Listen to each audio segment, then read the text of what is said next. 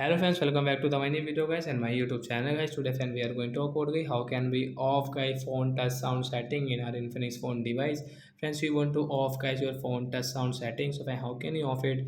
Today friends, I will show you. I will tell you in this video. So friends, now let's see how can we off guys phone this touch sound. When we tap on button and when we tap on any icon, so friends you can see your background touch sound. So friends, you don't like guys, you want to off, so guys you can off easily. Open your phone setting to off guys this touch sound setting. After on phone setting, I scroll it, then click on guys phone sound and vibration. Okay, we will tap here. Then guys again scroll. Friends, you can see guys this phone touch sound setting. We will tap on right side icon. Then guys come back. Friends, now you can see we cannot use the touch sound setting.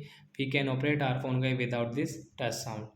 So like that guys, you can turn off guys your phone touch sound setting in your Infinix phone device. So that's it guys. Thanks for watching the video guys. I hope friends you have understood how to off phone touch sound in our Infinix phone device. So bye bye friends. Thanks for watching the video.